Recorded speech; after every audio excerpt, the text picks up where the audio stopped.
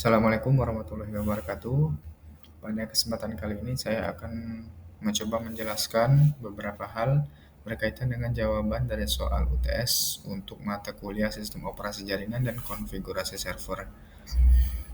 Di sini ada beberapa. Yang pertama adalah pengertian sistem operasi jaringan, kemudian kelebihan dan kekurangan sistem operasi jaringan, yang ketiga, file system pada sistem operasi Linux. Dan yang terakhir adalah pengertian DNS atau Domain Name Server. Sistem operasi jaringan ini merupakan sistem operasi yang terinstal pada komputer server.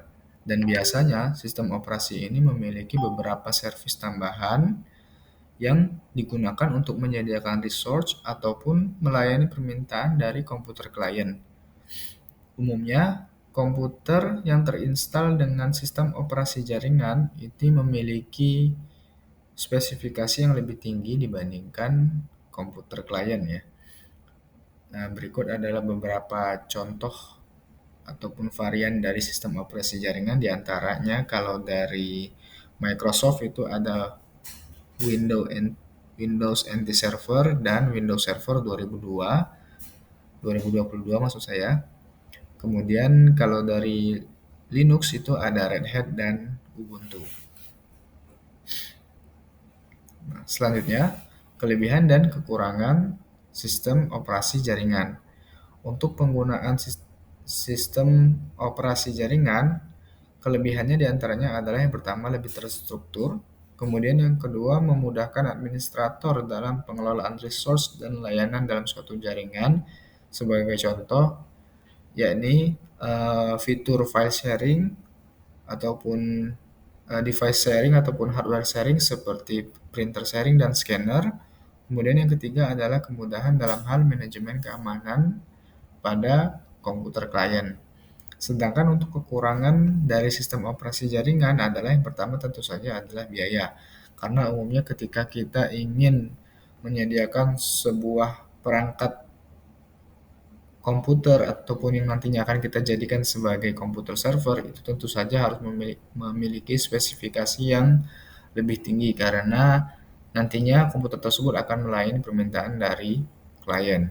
Kemudian yang kedua adalah diperlukannya sumber daya manusia yang memang mengerti dan paham di bidang tersebut. Ataupun dalam hal ini ada administrator jaringan yang nantinya akan mengelola server ataupun jaringan yang diperuntukkan kepada klien. Selanjutnya, Linux File System. Dalam sistem operasi Linux, itu terdapat istilah FHS atau File System Hierarchy Standard, di mana FHS ini merupakan sebuah standar yang berisi sekumpulan panduan ataupun syarat untuk file dan penempatan folder di dalam sistem operasi Unix. Di sini sudah saya sediakan source-nya, bisa diklik untuk informasi lebih lanjut. Kemudian berikut adalah beberapa folder yang terdapat pada Linux file system. Di antara yang pertama adalah /bin. /bin itu folder bin ini biasanya berisi program OS Linux penting yang harus tersedia sebelum booting sistem operasi. Contohnya adalah command mount ls untuk menampilkan daftar folder dan cd untuk berpindah antar directory ataupun folder. Selanjutnya /usr ataupun Unix System Resource. Pada folder usr/bin berisi aplikasi executable yang terinstal oleh admin atau bisa kita bilang aplikasi yang terinstal pada sistem operasi Linux seperti Paint ataupun Microsoft LibreOffice dan yang lain sebagainya. Selanjutnya, /sbin itu berisi tools yang membutuhkan akses root ketika dijalankan, seperti iptables dan sshd. Kemudian /lib itu berisi file penting yang diperlukan oleh binary /bin dan /sbin sehingga dapat berfungsi dengan baik. Kemudian /etc itu terdiri dari kumpulan file konfigurasi sistem operasi Linux.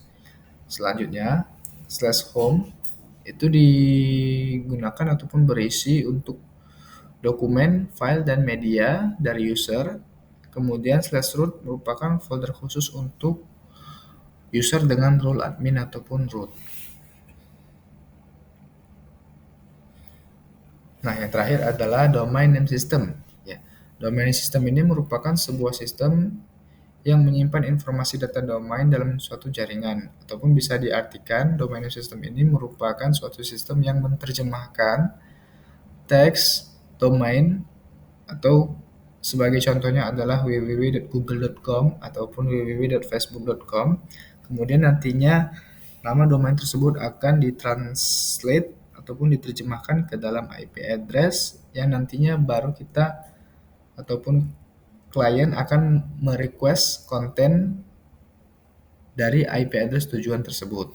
Nah, di sini sudah saya sediakan gambar juga untuk ilustrasinya dari domain system itu sendiri. Nah, mungkin hanya itu yang dapat saya sampaikan pada kesempatan kali ini.